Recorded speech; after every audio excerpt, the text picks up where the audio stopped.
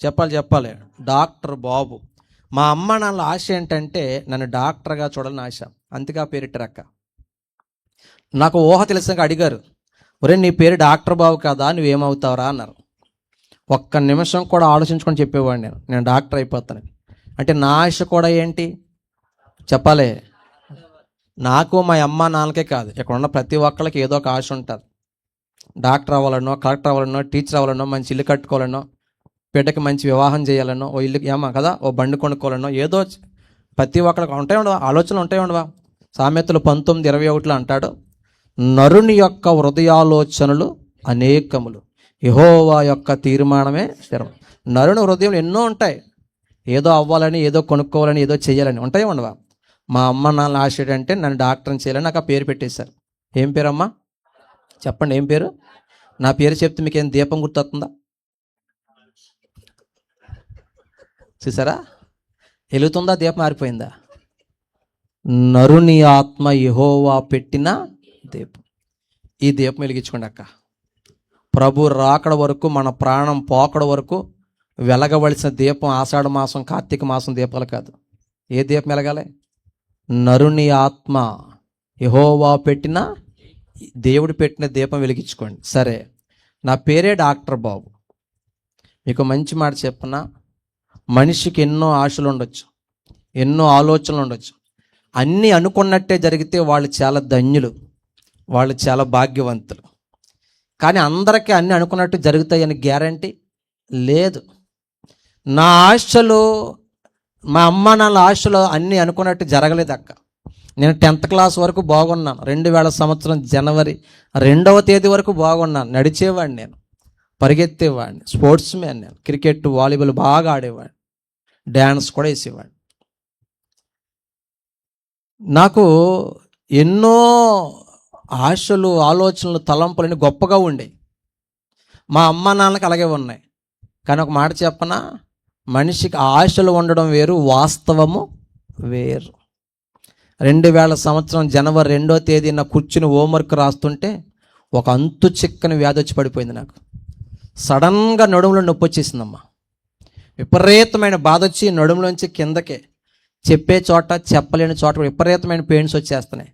తట్టుకోలేక విలవిల్లాడిపోయాను నేను. ఇంజక్షన్లు వేయించిన తగ్గలే. నిడదవోళ్ళలో పాటి మీద భాస్కర నర్సింగ్ హోమ్, ప్రసాదరావు గారు హాస్పిటల్ అంటారు, అక్కడ జాయిన్ చేశాను నేను. అక్కడ డాక్టర్ ప్రసాదరావు గారు, డాక్టర్ ఎండి గోపాలకృష్ణ గారు నాకు వైద్యం చేస్తున్నారు.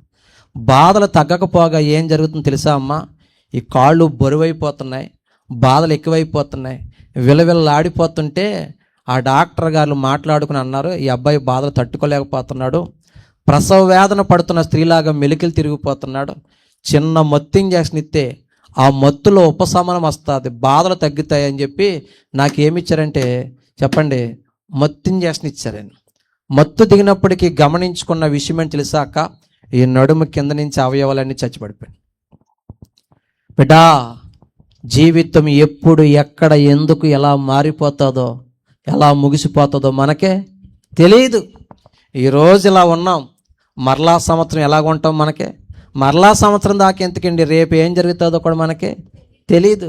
మా అమ్మా నాన్నలు నన్ను కన్నారు, కానీ కన్న కొడుకు ఏమవుతాడో కన్నవారికి తెలీదు. తెలుసుంటే నాకు డాక్టర్ బాబు అని పేరు పెట్టేవారు కాదు.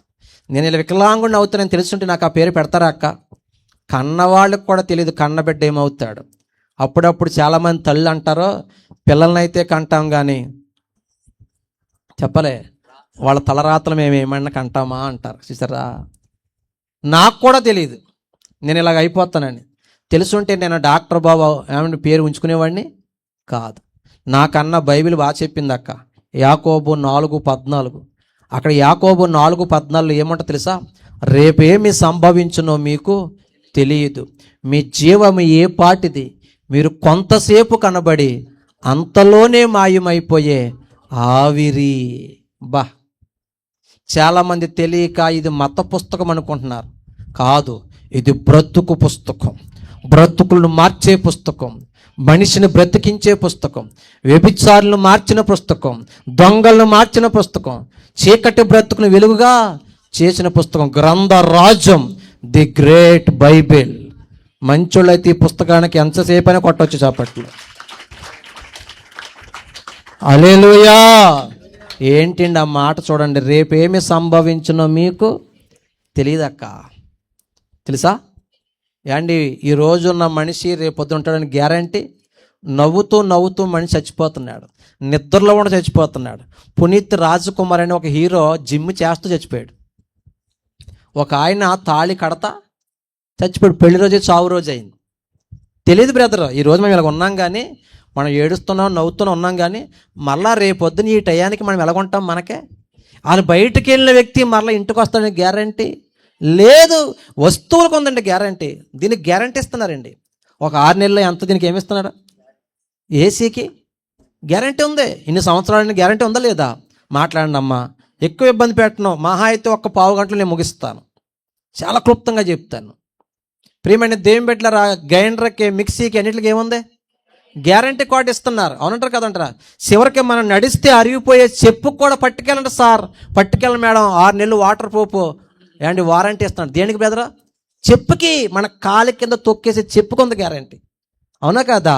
ఇంత ఉంటుంది గుండు సూదే, పట్టుకెళ్ళండి sir, stainless steel 10 years warranty అంటాడు. ఇంత ఉన్న గుండు సూదికి ఏముంది? నా దగ్గర ఓ షీట్ ఉంది, దీని మీద 2 డేట్లు ఉంటాయి బెదరు. చెప్పండి, మీరు ఇంగ్లీష్ మీడియం కాబట్టి ఇంగ్లీష్ చెప్పారు, కానీ దీని ప్రారంభం దీని ముగింపు, అంతే కదా అక్క? అంటే ఎంతకాలం పనిచేద్దాం, దీనికి ఏముంది? గ్యారంటీ ఉందా? ఓ టైం ఉందా లేదా? మరి మన గుండెకాయకి అమ్మా ఏనండి రాతలే, అయిపోయింది, కూటమి అయిపోయింది. మన గుండెకాయకి ఉందా? పుట్టినప్పుడు సర్టిఫికేట్ ఇస్తారు కదా, పుట్టినప్పుడు అక్క డేట్ ఆఫ్ సర్టిఫికేట్ ఇస్తారా లేదా? డేట్ వేసారా లేదా? మీరు మాట్లాడరు తల్లి, డేట్ వేసారా లేదా? 1 వేసారా 2 వేసారా? మాట్లాడలేదు. దీని మీద ఏం వేశారు? రేపు పొద్దున్న డాక్టర్ దగ్గరికి వెళ్ళి, అయ్యగారు 1 డేట్ వేసారు, ఇంకో డేట్ ఏమనండి. ఆయన ఎవరో గిన్నిస్ బుక్ ఎక్కాడు, గుండె డాక్టర్, ఎక్కువ ఆపరేషన్ చేశాడంట. గుండెకి ఏం తింటూ మంచితో కనిపెట్టాడంట. గుండెకి ఏది తాగితే మంచి చెప్పాడు. చివరికి ఆయనకే గుండె జబ్బు చచ్చిపోయాడు, పేపర్లో పడింది. అంటే గుండె డాక్టర్ కూడా తెలదు ఈ గుండెకి ఎప్పుడు ఆగిపోద్ది. జేబుల్లో పెన్నకు గ్యారెంటీ ఉంది, తొడిగే చెప్పుకి గ్యారెంటీ ఉంది. చప్పళ్ళు కొట్టచ్చు కదా. నిద్రపోతే ఆయన కూడా దెబ్బేస్తా ఉండండి. అక్క పొద్దున్న మాకు 3 ఆరాధనలు అక్క, అక్కడ అయిపోయింది, అది ఇక్కడ. మీకు మాట చెప్పనా అమ్మ, స్వరం పోయేదాకా అరిసేది ఎవరంటే పాస్టర్ గారు అయ్యారు. మిగతా వాళ్ళు ఎవరు అరితలేదు. అయ్యారు 4 కిలో ఉల్లిపాయలు 100 రూపాయలు, ఆడు గొట్టమెట్టి హేడాడు, అరుతలేదాడు. గోకవరం చింతపండు, పిక్కతీసిన చింతపండు ఆడు అరుతలేదు.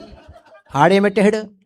గొట్టమెట్టాడు. తడిసేస్తా పొడిసేస్తాడు ఆడు. తలంట్రికలు కొంటాం, సిప్పలెత్తాం, గిద్దరెత్తా అన్నవాడు కూడా గొట్టమెట్టాడు. మేము నిజంగా అది బెదరకెత్తే చిన్న లింక్ పెడతాడు, మీరు అంటారా? ఎంతో బోరారిపోలాగా అరితే అలాగా సూతరేట అక్క, సమాధానం చెప్పకుండా. అవునంటారా కాదంటారా? చేపలు కొట్టనే ఇప్పుడు కాదు, పాడినప్పుడు. జేబుల్లో పెన్నకు గ్యారెంటీ ఉంది, తొడిగే చెప్పుకు గ్యారెంటీ ఉంది. జేబుల్లో పెన్నకు గ్యారెంటీ ఉంది, తొడిగే చెప్పుకు గ్యారెంటీ ఉంది. గుండె సోతికి గ్యారెంటీ ఉంది, నీ గుండెకు గ్యారెంటీ లేదు. గుండె సోతికి గ్యారెంటీ ఉంది, నీ గుండెకు గ్యారెంటీ లేదు. ఇయాల ఇంట్లో రేపో మంట్లో, ఇయాల ఇంట్లో రేపో మంట్లో. ఏదినేది కాదే యేసయ్య నీకు తోడే, ఏదినేది కాదే యేసయ్య నీకు తోడే. హల్లెలూయా. బిడ్డా, మన జీవితానికి ఏం లేదు. నా లైఫ్ నాకు నేర్పిన పాఠం అదే. జీవితం ఎప్పుడు మారిపోద్దో తెలియదు, ఎప్పుడు ఎక్కడ ఎందుకు ఎలా ముగిసిపోతుందో కూడా తెలియదు. ఆశలన్నీ ఆవిరైపోయినాయి అక్క. అది చెప్పాడు, రేపు ఏమి సంభవించనో మీకు తెలియదు. మీ జీవం ఏ పాటిది, కొంతసేపు కనబడి అంతలో మాయమైపోయే ఆవిరి. మనం ఎవరైనా ఒప్పుకుంటాం అక్క, నువ్వు ఆవిరి లాంటి వాడు అని, ఆవులాడదంటే నువ్వు ఎవరెవరా? పులి, టైగర్, సింహం, అది గడ్డం గీసుకోదు. 1 సెకండ్ చెప్పండి, అంతే కదా అక్క. కానీ దేవుడు అంటున్నాడు, పులి సింహం కాదురా బాబు, ఇంతలో కనబడి అంతలో మాయమైపోయే ఆవిరి, త్రాసు మీద ధూళి, చేద నుంచి జారే నీటి బిందువు, నరులు ఒట్టి ఊపిరి. బిడ్డా, ఈ ఆవిరికి ఎందుకక్క ఎక్స్ట్రాలో, ఈ ఆవిరికి ఎందుకింత గర్వం, ఈ ఆవిరికి ఎన్ని మేకప్లో, ఎన్ని పప్పులో, ఎన్ని రింగులో, ఎన్ని రంగులో, తలక రంగు, ముఖానికి రంగు, పెదానికి రంగు, కళ్ళకు రంగు, పళ్ళకు రంగు, గోర్లకు రంగు. లేరా 70 సంవత్సరం ముసలి కూడా రంగేస్తుంది. ఆవిరి లాంటిది అక్క మన బతుకు. ఎక్స్ట్రా చేయకూడదు. నా పాఠం నాకు నేర్పింది. నేను డాక్టర్ అయిపోతాను అనుకున్నాను. మా అమ్మ నాన్న డాక్టర్ అయిపోతాను ఆశపడి పెట్టారా పేరు. అవలే, నా ఆశలన్నీ ఆవిరైపోయినాయి. మా అమ్మ నాన్నల ఆశలన్నీ ఆవిరైపోయి. నాకులా ఇక్కడ ఆవిరైపోయిన వాళ్ళు చాలామంది ఉంటారు. ఉన్నారా లేదా చెప్పండి అమ్మా. ఇంకా 10 నిమిషాలు టైం ఉంది. చిన్నప్పటి నుంచి ఇప్పుడు దాకా మనం చాలా అనుకున్నాం, అన్నీ జరిగినాయి అంటారా? అలా జరిగితే మీరు చాలా ధన్యులు, భాగ్యవంతులు. పెళ్ళవకముందు అమ్మాయి అనుకుంటుంది నన్ను చేసుకునేవాడు హీరోలాగా ఉండాలి, ప్రేమగా చూసుకోవాలి, ముద్దెట్టాలి, ప్రీ వెడ్డింగ్ షూటింగ్లా ఉండాలని సంవత్సరం అనుకుంటుంది. ప్రీ వెడ్డింగ్ షూటింగ్ వేరు, సంసారం వేరు. అవునంటారా కాదంటారా? పెళ్ళి అయిన తర్వాత కొంతకాలం తర్వాత హీరోలాగా ఉన్నాడు, ఇలా ఉంటాడు, కింద తొక్కేస్తుంటాడు, మనడు పుట్టిండి కానీ చంపేస్తానంటాడు. పిల్ల ఆశలన్నీ ఏమైపోయినాయి? మాట్లాడతలేదు మీరు. అదే ఆవిరైపోతామంటే. అలాగే అబ్బాయి కూడా అనుకుంటాడు పిల్ల సందమామలాగా ఉండాలి, నన్నే కాదు మా అమ్మ నాన్న కూడా ప్రేమగా ఆయన ఆశపడతా. తప్పేమీ కాదు. తీరా పెళ్ళి అయిన తర్వాత ఈ పిల్ల చందమామలాగా ఉంటుంది, చంద్రముఖిలాగా ఉంటుంది, దడదలు ఆడిచ్చేస్తుంటుంది. పిల్లడు ఆశలన్నీ ఏమైపోయినాయి? ఆవిరైపోయినాయి. మా అమ్మ నాన్నలాగా డాక్టర్ అవ్వాలో, కలెక్టర్ అవ్వాలో, టీచర్ అవ్వాలో, గొప్పడని కళ్ళగంటారు అమ్మ నాన్నలు.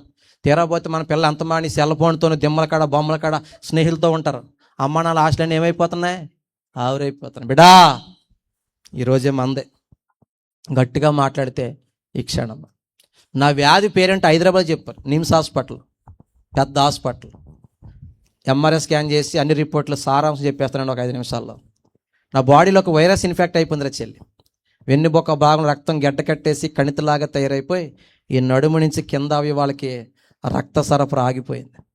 నరాలు పొట్టొదిలేసినాయి, నాడులు పొట్టొదిలేసినాయి, మోకాళ్ళు పొట్టొదిలేసినాయి.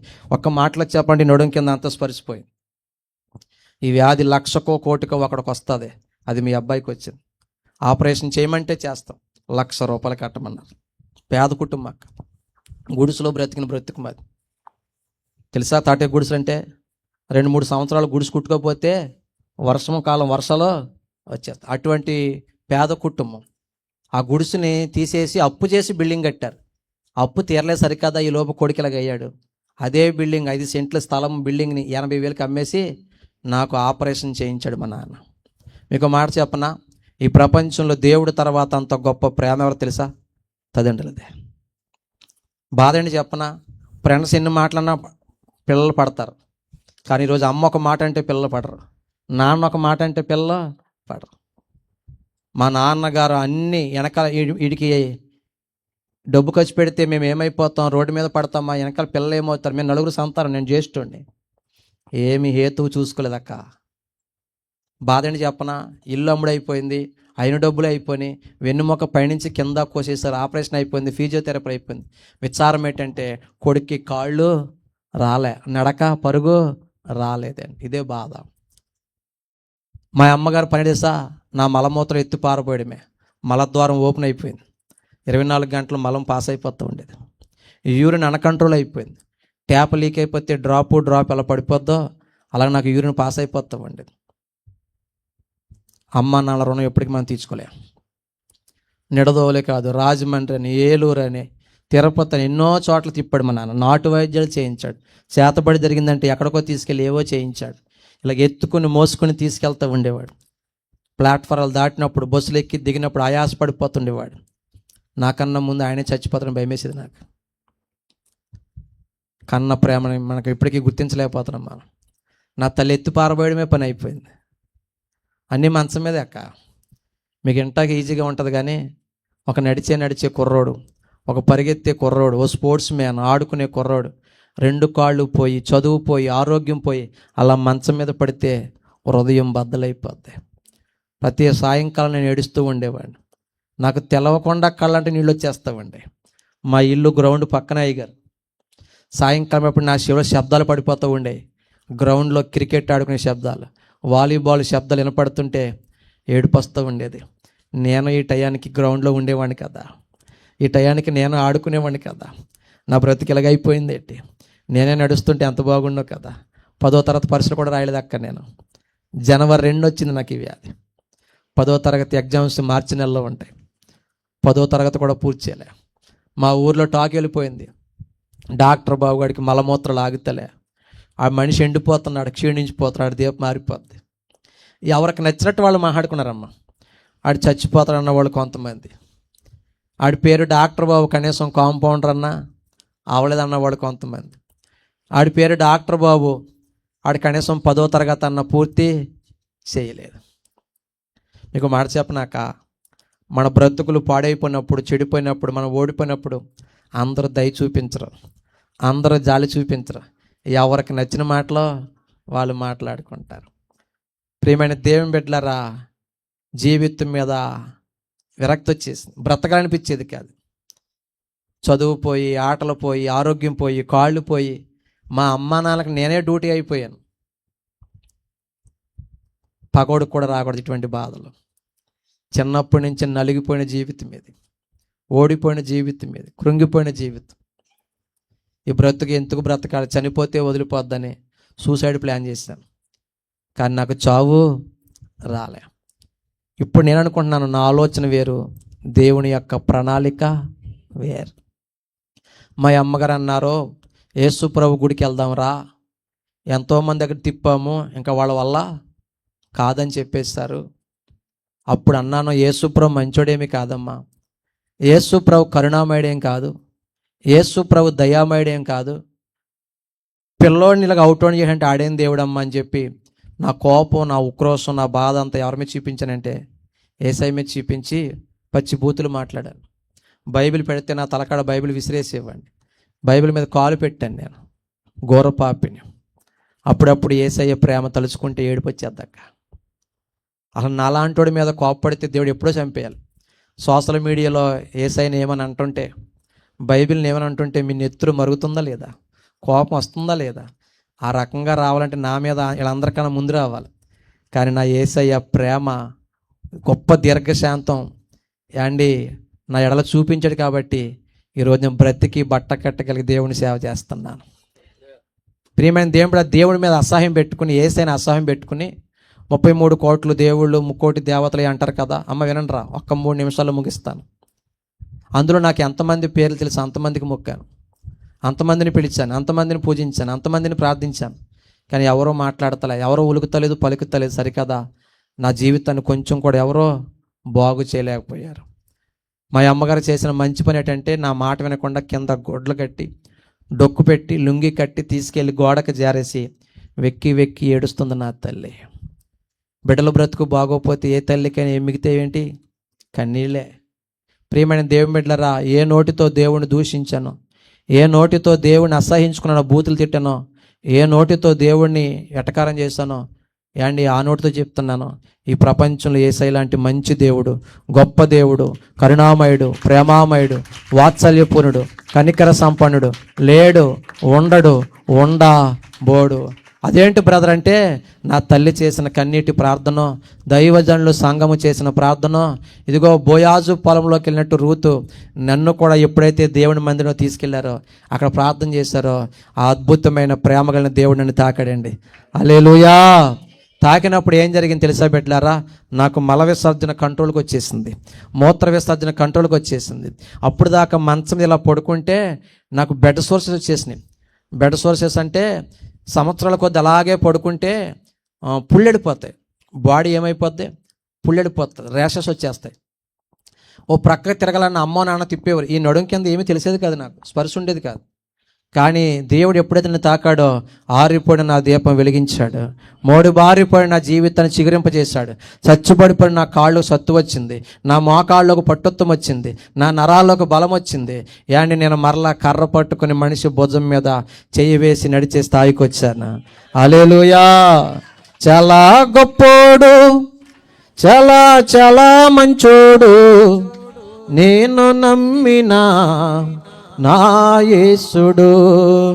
చాలా గొప్పోడు, చాలా చాలా గొప్పోడు. 6-8 పెట్టే పెదరా, నడకిచ్చే.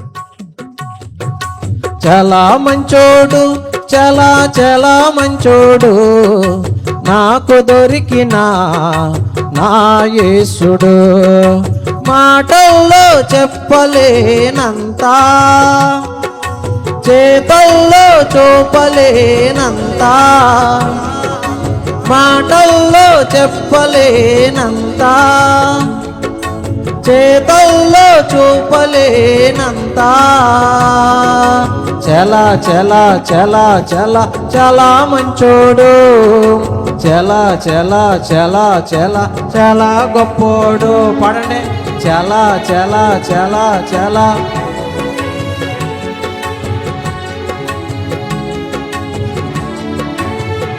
హల్లెలూయా. బిడ్డ, మంచి మాట చెప్తాను మీకు. ఎప్పుడైనా సరే ఎవరిని కూడా తక్కువ అంచనా వేసి వాళ్ళు పడిపోయారు కదా, చెడిపోయారు కదా, నీ బతికింతే, నీ గతింతే అని ఎప్పుడు అనుకో. నా దేవుడు దీవిస్తే ఈరోజు కింద ఉన్నవాడు రేపొద్దున పైకి వెళ్తాడు. నా దేవుడు దీవిస్తే ఈరోజు ఓడిపోయాడు రేపొద్దున గెలుస్తాడు. నా దేవుడు దీవిస్తే ఈరోజు పనికిరానుడు రేపొద్దున గొప్పోడైపోతాడు. నా దేవునికి సమస్తము. డాక్టర్ బాబు పేరు కాంపౌండర్ అని అవ్వలేదు, అపహాస్యం మాటలక్క. ఆడి పేరు డాక్టర్ బాబు, 10వ తరగతి పూర్తి చేయలేకపోయాడు, వెటకారం మాటలక్క. డాక్టర్ బాబు గడి దీపం మధ్యలోనే ఆరిపోద్ది. కానీ ఓ మాట చెప్పనా, మరలా అదే ఊర్లో నేను మరలా స్టడీ స్టార్ట్ చేశాను 2002 నుంచి. ఎంఎస్సి బీఈడి చేసి లెక్చరర్ అయ్యాను. దేవునికి స్తోత్ర. ఇక్కడ ఎవరైనా ఓ సబ్జెక్టు ఫెయిల్ అయిపోయి ఉంటే, ఓ సంవత్సరం పోయి ఉంటే, లైఫ్లోనో, లవ్లోనో, జీవితంలోనో, ఉద్యోగ ప్రయత్నంలోనో, వ్యాపారంలోనో ఏదో రకంగా నలిగిపోయి ఓడిపోయి ఉంటే, నా జీవితం అయిపోయింది అనుకోకు.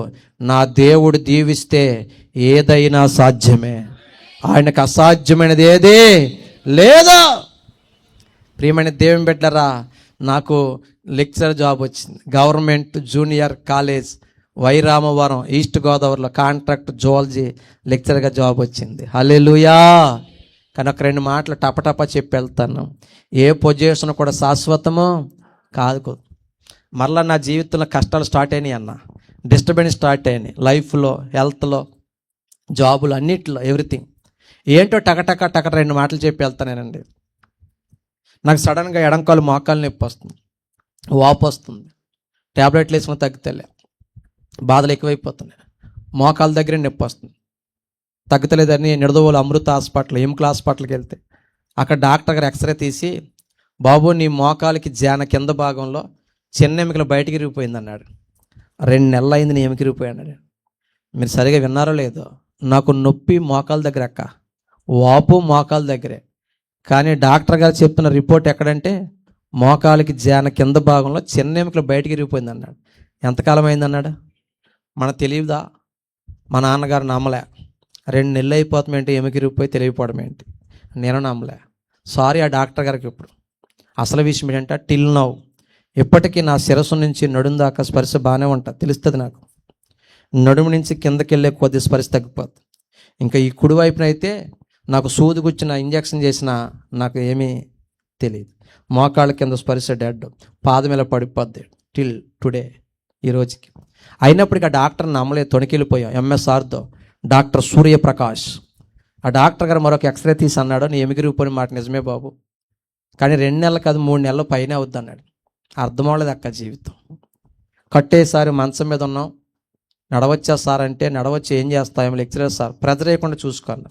నడుస్తుంటే సరే ఎముకలు సౌండ్ వచ్చేస్తున్నాయి, కరుకు మనిపోతున్నాయి.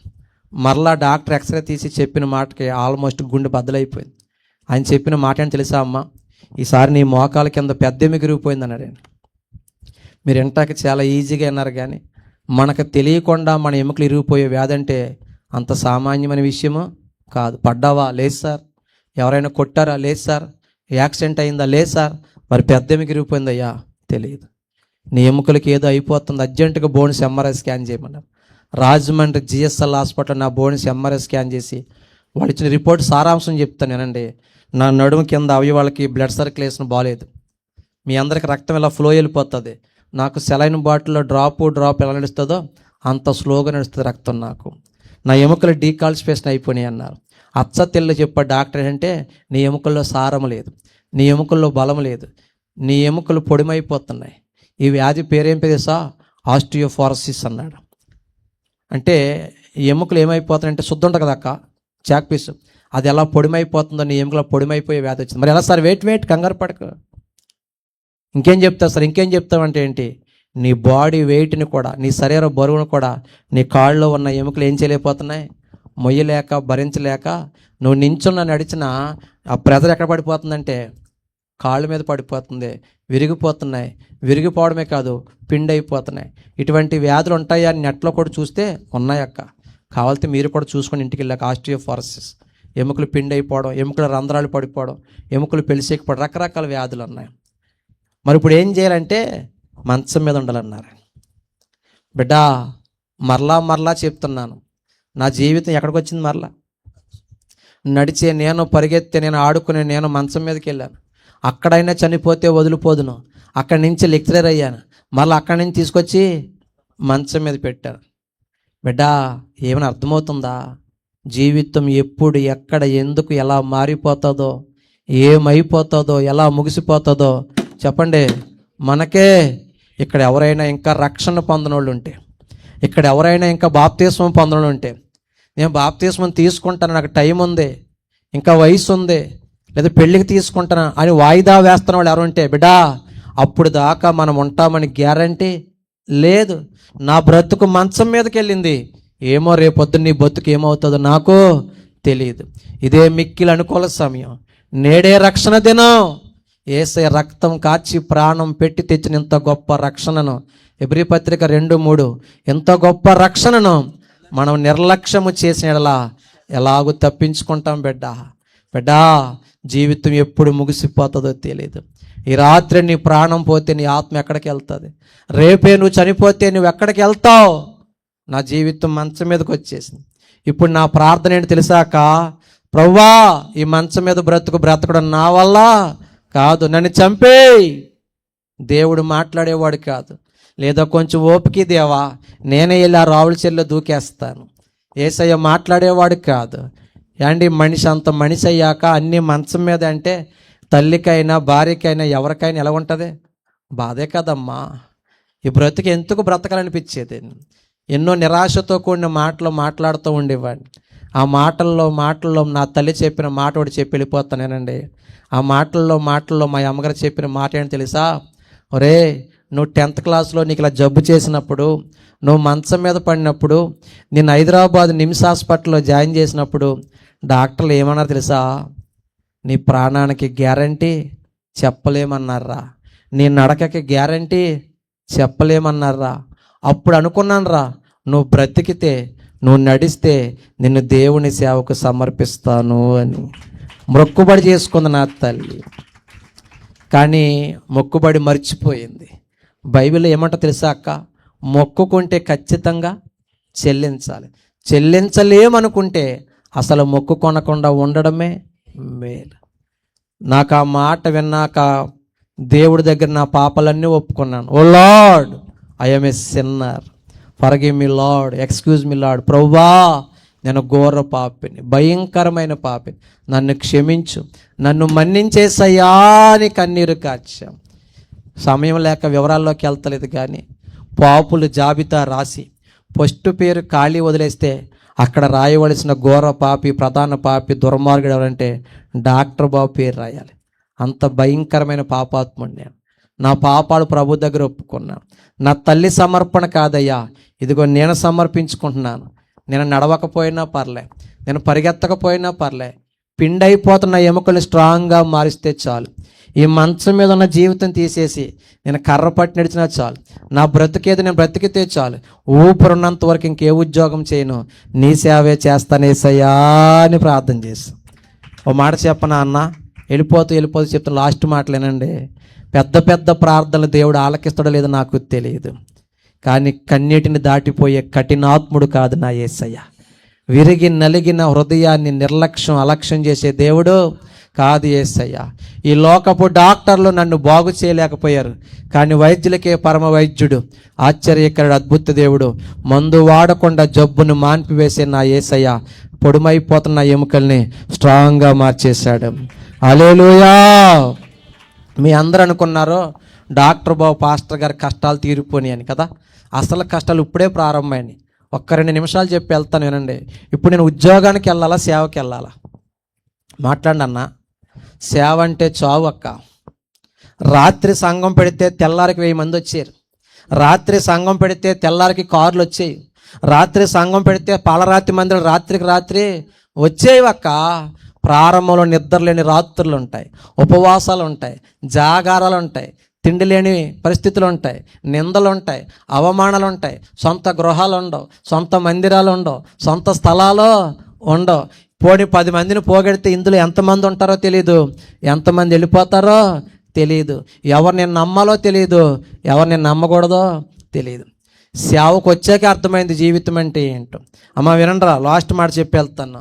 సేవకు వచ్చాక అర్థమైంది మనుషులు తీరుతెన్నులు ఎలాగుంటాయో, బలం ఉంటే ఎలాగుంటుందో, ధనం ఉంటే ఎలాగుంటుందో, అవేమీ లేకపోతే ఎలాగుంటుందో అప్పుడే అర్థమైంది అక్క. ఒకప్పుడు నాకు చాలామంది ఫ్రెండ్స్ ఉండేవారు అక్క. I have so many friends. అరే డాక్టర్ బాబు కమ్ మ్యాచ్కి వెళ్దాం రండి వారు. పిలవపోయినా వచ్చేవారు నాకు స్నేహితులు. బాధ ఏంటి చెప్పనా, దుఃఖం ఏంటి చెప్పనా. ఒరే డాక్టర్ బాబు కలిసి ఆడుకున్నాం కదరా, అరే డాక్టర్ బాబు కలిసి తిరిగాం కదరా, నువ్వు ఇలాగ అయిపోయావని బాధపడకరా, నీకు ఎప్పుడన్నా ఏమన్నా తెచ్చిపెట్టాలంటే నాకు ఒక్క ఫోన్ చేయరా, నేను వస్తానన్న స్నేహితుడు ఒక్కడ కూడా లేడు. మీకు మాట చెప్పనా అమ్మ, మన దగ్గర బలము, ధనము, ఉద్యోగము, అధికారము అన్నీ ఉన్నప్పుడు వచ్చేవాళ్ళు నిజమైన బంధువులు, నిజమైన ఆప్తులు, నిజమైన స్నేహితులు కాదు. ఏమి చదువుకోక సేవకు రాలేదక్క. నేను వైరామవారం ఆన్ రికార్డ్ అడ్రస్ కూడా చెప్తాను, టెస్ట్ చేసుకోండి, పరీక్షించుకోండి. అధ్యాపకుడి కోసం విద్యార్థుల ధర్నా ఆంధ్రభూమి వార్తాపత్రికలు వచ్చినాయి. నేను ఉద్యోగం విడిచిపెట్టి వచ్చినప్పుడు అయ్యారు మా స్టూడెంట్స్ కాలేజీకి తాళాలు వేసి ప్రిన్సిపాల్ని, లెక్చరర్ని, స్టూడెంట్స్ రోడ్డు మీద కూర్చోబెట్టి 3 రోజులు ధర్నా చేశారు. మరలా జువాలజీ లెక్చరర్ డాక్టర్ బాబు గారు మరలా మాకు వెనక తిరిగి తీసుకురండి అండి. ఓ మంచి లెక్చరర్ అక్క. నేను జాబ్ వదిలేసాక అర్థమైంది, డబ్బు రానప్పుడే అర్థమైంది, బలం లేనప్పుడు అర్థమైంది బ్రతుకంటే ఏంటో, మనుషులు ప్రేమలంటే ఏంటో. ఏడుపు వస్తుందండి. ఈరోజు నీ చుట్టూ ఉన్న వాళ్ళందరూ నిజమైన బంధువులు అనుకోకు.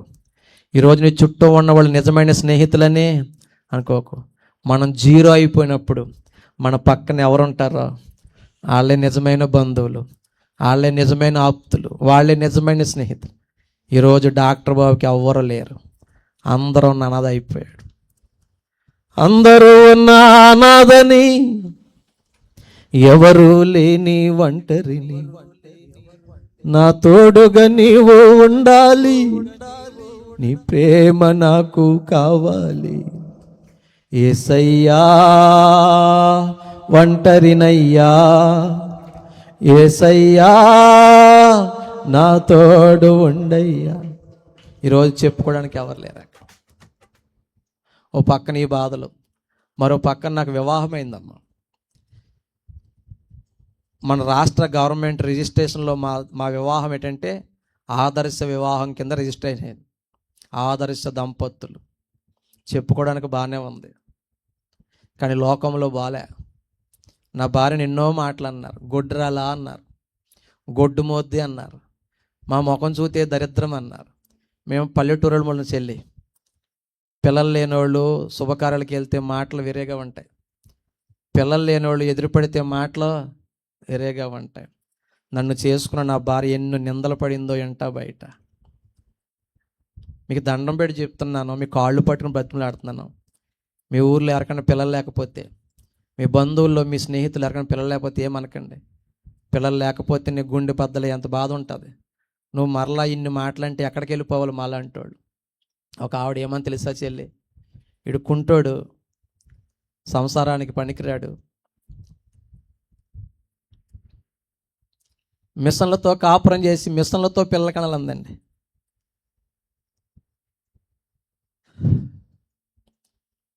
మీకు మాట చెప్పనమ్మా, మనల్ని బాధ పెట్టేవాళ్ళు ఎక్కడ ఉండరు, మన అనుకున్న వాళ్ళే ఉంటారు. నేను ఒప్పుకుంటా నేను వికలాంగుణ్ణే, నేను ఒప్పుకుంటా నేను బలహీనుణ్ణే, కానీ మాకు మనసు ఉండదాకా. నీ నోటికి ఎంత మాట వస్తే అంత మాట అనేస్తావా? బాధ పెట్టడం గొప్ప కదక్క, ఆదరించడం గొప్ప. ఏడిపించటం గొప్ప కాదు, కన్నీరు తుడవడం గొప్ప. మాటలతో చంపేయడం గొప్ప కాదు, ఓ మాట చెప్పో పట్టి అన్నం పెట్టో బ్రతికించటమో గొప్ప. మీకు ఎంటాకి ఈజీ కానీ పురుషులకు అర్థమవుద్ది. సంసారానికి పనికిరాడు అంటే ఎలా ఉంటుంది బ్రదర్? మిషన్లతో కాపురం చేయాలంటే ఆ మాటలు ఎలా ఉంటాయి బ్రదర్? ఉండబుద్ధి అవ్వదు. మా ఊర్లో ప్రేమించేవారు లేరు, ఆదరించేవారు లేరు, పట్టించుకునేవారు లేరు, ప్రోత్సహించేవారు లేరు.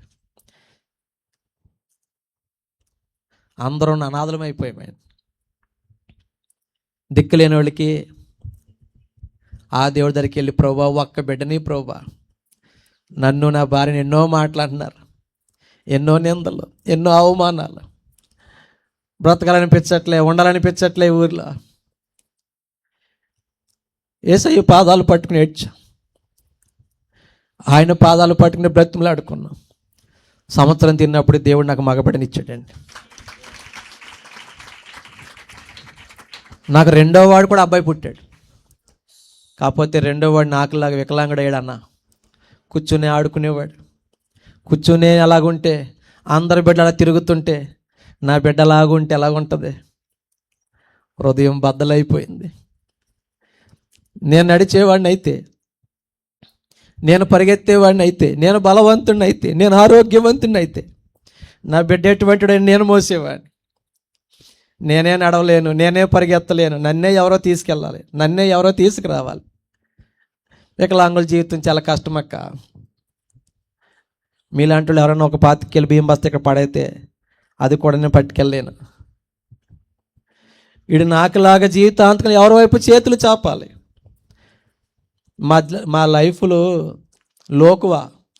అప్పుడప్పుడు ఫోన్ చేస్తే ఇక్కడ ఫోన్ కూడా లిఫ్ట్ చేయరు. మా ఫోన్ ఎందుకు తెలుసా? డాక్టర్ బాబు పాస్టర్ గారు ఫోన్ చేస్తున్నాడు, ఏదో పని చెప్తాడు. అరే బాయ్, నేనే చేసుకునేలాగుంటే నీ సహాయం ఎందుకు కోరుకుంటాను? నేనే మోసుకునేలాగుంటే నిన్నెందుకు వేడుకుంటాను? నేను మొయ్యలేకే, నేను వెళ్ళలేకే నీ సహాయం కోరుకున్నా. జాలి లేని ప్రజలండి, పైగా క్రైస్తవులు, సంఘ బిడ్డలు. బాధేస్తుంది. ఆ ఫోన్లు కూడా లిఫ్ట్ చేయరు ఒకసారి. ఇక్కడ జీవితాంతకాలం ఎవరి వైపు చేతులు చాపాలి? దారంట పేరెంట్స్ పిల్లల్ని ఎత్తుకు తీసుకెళ్తారు, భుజాల మీదో వీపు మీదో చంకను అలా చూస్తూ ఉండిపోతారు. ఆ పిల్లలు ఎంత ధన్యులో కదా, ఆ పిల్లలు ఎంత భాగ్యవంతులో కదా. వాళ్ళకి ఎత్తుకునే డాడీ ఉన్నాడు, వాళ్ళకి మోసే డాడీ ఉన్నాడు. పిల్లలు ఉన్నారా ఇక్కడ మీకు? ఎత్తుకున్నారా? నేనేంటి టైగర్ ఎప్పుడు ఎత్తుకోలేదు మా పిల్లల్ని. పెద్దోడికి 13వ సంవత్సరం, చిన్నోడికి 8వ సంవత్సరం. ఈరోజు దాకా కూడా నా బిడ్డలు ఎత్తుకునే అంత దూరం ఎప్పుడూ పోయలే. కన్న తండ్రి ఉండి కన్న తండ్రి భుజాల మీద కానీ వీపు మీద కానీ ఎక్కి తిరగలేని ఓ దౌర్భాగ్యమైన పరిస్థితి. ఏ పిల్లడైనా తండ్రి భుజాల మీద ఎక్కి ఆడుకుంటారు. ఒక్కరోజు కూడా నా బిడ్డలు ఎత్తుకూడదన్న ఆశ లేదా? ఏ తండ్రికి ఆశ ఉండదు? ఆరోగ్యం లేదు, అవకాశం లేదు. ఏం చెప్పనాడికి? నాలాంటి కడుపును పుట్టినందుకు ఇంతరని గతి అని చెప్పనా? ఏం చెప్పన్నా భార్యకి? నాలాంటి చేసుకున్నందుకు ఇది బహుమానం అని చెప్పనా? ఏం చెప్పన్నా తల్లికి? నా తర్వాత తమ్ముడు చచ్చిపోయాడు కదమ్మా వికలాంగుడు, ఇంకోటి వచ్చాడని చెప్పనా? నా తర్వాత వికలాంగుడే, మానసిక వికలాంగుడు. నా కళ్ళ ముందు ట్రైన్ టప్ అని కొట్టిందండి. ఓ నిమిషం ఆగితే అని లాగేది నేను, లేదా నేను ఒక చనిపోదును. ఆడికి ఏం చెప్పను? ఇటు జీవితాంతకం ఎవరి వైపు చేతులు చాపాలి? పగోడికి కూడా ఉండకూడదండి.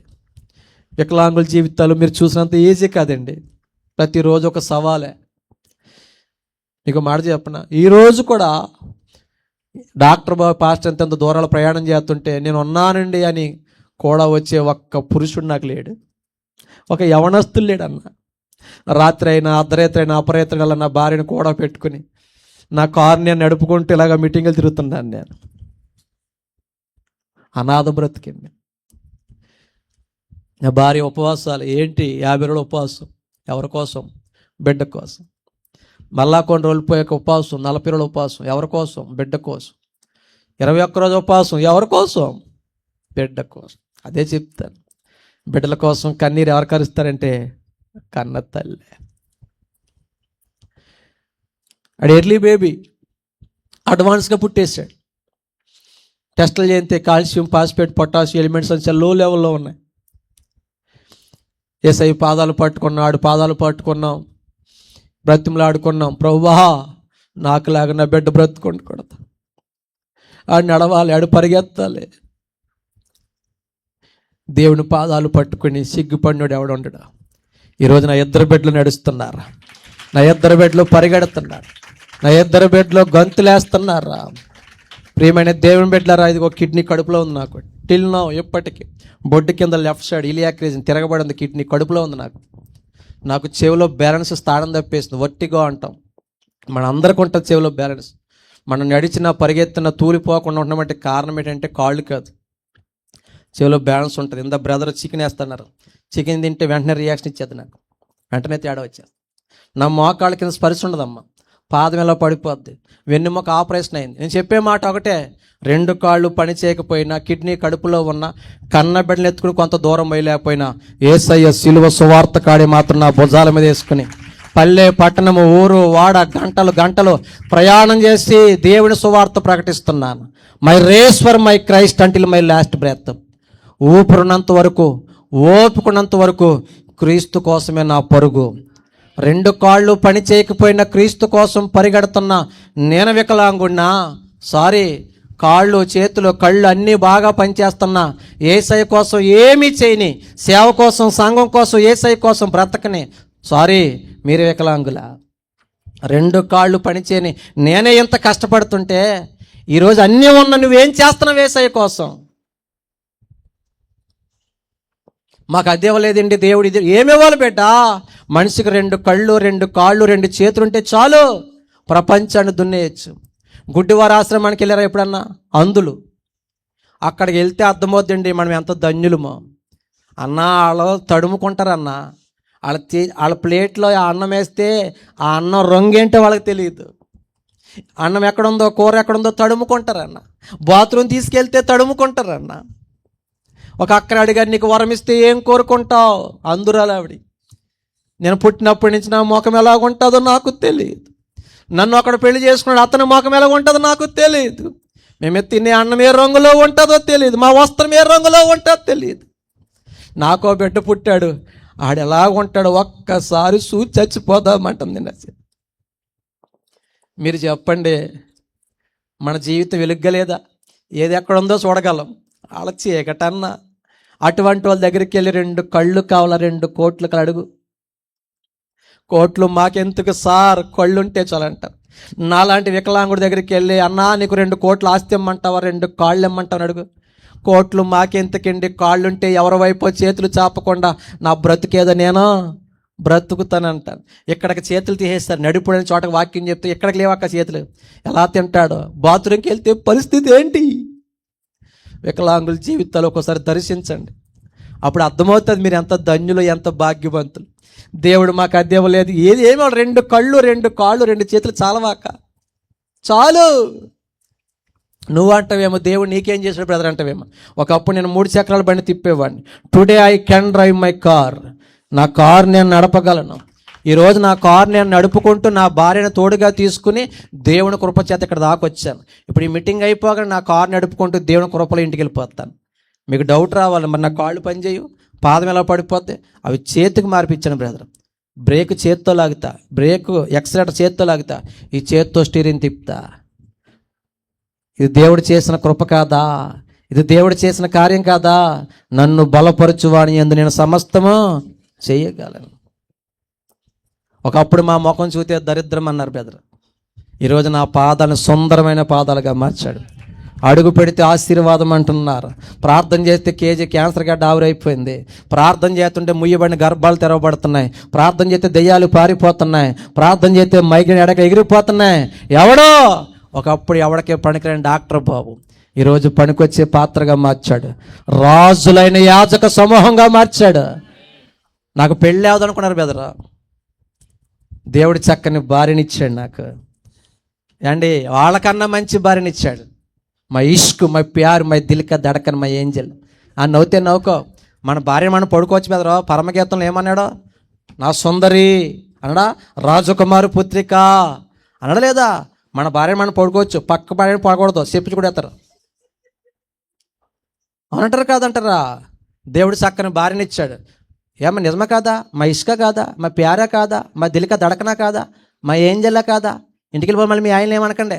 ఓ చోటకు వాక్యం చెప్తే అయ్యగారు, ఓ పాస్టర్ గారు ఈ వాక్యమని ఇంటికి వెళ్ళిన తర్వాత అంటుందంట, ఆ పాస్టర్ గారు చూడాలి ఆవిడ ఎంత పొగిడాడో, నువ్వు ఒక రాజన్నా పొగిడావా, అసలు నువ్వు మొగుడువేనా అంటుందంట. మళ్ళీ ఈ కూట పెట్టకండి ఇంటికి వెళ్ళాక మీరు. ఇప్పుడు ఇక్కడ లేటెస్ట్ అమ్మాయిలు ఉన్నారు, తల్లులను అడుగుతున్నాను, తండ్రులను అడుగుతున్నాను, మీకు ఎటువంటి సంబంధం కావాలంటే ఈ పిల్లలు ఏమంటారు? మహేష్ బాలు తెల్లగా ఉండాలి, ప్రభాస్లకు ఎత్తు ఉండాలి, పవన్ కళ్యాణ్ తిక్కకుండా తొక్కేసిన పర్లేదు, హీరోలాగా ఉండాలంటారు వీళ్ళు. నిజం చెప్పండి రా, మీకు గుణవంతులు కావాలా బలవంతులు కావాలా?